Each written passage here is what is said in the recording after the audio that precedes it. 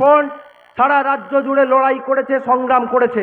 কখনো বিকাশ ভবন অভিযান করেছে, কখনো জেলায় জেলায় ডিএম অফিস অভিযান করেছে, পুলিশের তাড়া খেয়েছে, জেল খেটেছে, কিন্তু তারপরেও একটা স্টুডেন্ট ফ্রন্টের ছেলেকেও এই পুলিশ, এই মমতা ব্যানার্জি, এই নরেন্দ্র মোদীদের সরকার দমিয়ে রাখতে পারেনি।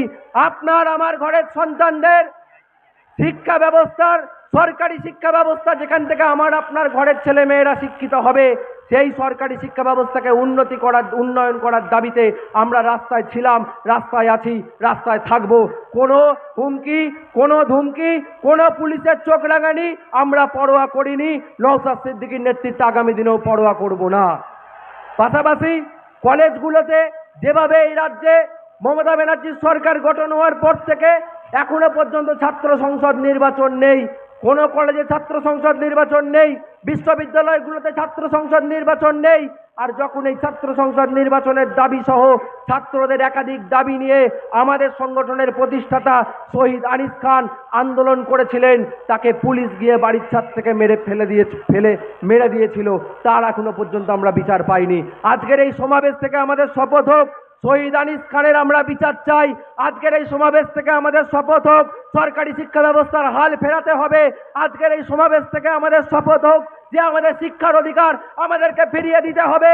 মমতা ব্যানার্জি পুঁজিপতিদেরকে নিয়ে আজকে এই রাজ্যের বুকে সরকারি শিক্ষা ব্যবস্থাকে নষ্ট করে পিপিপি মডেল চালু করতে চাইছে, অর্থাৎ প্রাইভেট পাবলিক পার্টনারশিপ, যেখানে আমার আপনার এলাকার সরকারি স্কুলগুলো আদানি আম্বানিদেরকে জায়গাগুলোকে বিক্রি করে দেওয়া হবে, আর আমার আপনার ঘরের সন্তানেরা যাদের শিক্ষার অধিকার রয়েছে সংবিধানে, সেই সন্তানদের যখন আপনার ওই সরকারি স্কুলটাতেই পড়াতে হবে, তখন সেটা হয়ে যাবে আদানি আম্বানির স্কুল, এবং সেখানে হাজার হাজার টাকা ডোনেশন দিয়ে পড়াতে হবে। তাই আজকে এই সময় রুখে দাঁড়ানোর, আজকের এই সমাবেশ থেকে শপথ নিতে হবে, ছাত্র সংসদ নির্বাচন করতে হবে।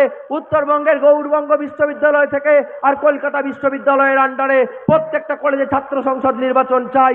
টিএমসিপির মৌরুচি পাট্টা ভাঙতে হবে। কলেজে কলেজে যত ছাত্র আছেন, যুব আছেন, অভিভাবক আছেন, প্রত্যেকের প্রতি আমাদের আবেদন, আসুন সরকারি শিক্ষা ব্যবস্থাকে রক্ষা করতে হবে। প্রত্যেকটা সরকারি শিক্ষা প্রতিষ্ঠানে পর্যাপ্ত শিক্ষক চাই, প্রফেসর চাই, তার দাবিতে আন্দোলন করতে হবে। আমরা সেই আন্দোলন করছি, আপনাদেরকেও আমরা সঙ্গে পাবো এই আশা রাখি। এই আন্দোলন আজকে এখান থেকে শুরু হবে এবং আগামী 2026-এ, এই 2026 সাল পড়ে গিয়েছে, জানুয়ারি মাস, কয়েক মাস পরেই নির্বাচন। সেই নির্বাচনেও আপনাদেরকে জবাব দিতে হবে, জবাব দিতে হবে শিক্ষার পক্ষে, জবাব দিতে হবে যারা সরকারি শিক্ষা ব্যবস্থাকে ধ্বংস করছে তাদের বিরুদ্ধে, জবাব দিতে হবে যারা কলেজে কলেজে নির্বাচন করছে না, কলেজে কলেজে গণধর্ষণ করছে, ছাত্রীদেরকে কলেজে কলেজে মদ খাচ্ছে, গাঁজার ঠেক বসাচ্ছে, তাদের বিরুদ্ধে সোচ্চার হতে হবে।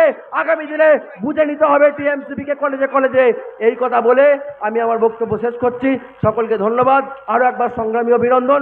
আরও একবার বলবো, চেপে চেপে বসুন, এখন অর্ধেক লোক মাঠের বাইরে। ব্রিগেড হলে খুব ভালো হতো, এই মাঠে জায়গা হচ্ছে না আমাদের সমাবেশের। সকলকে ধন্যবাদ, সুস্থ থাকবেন, ভালো থাকবেন।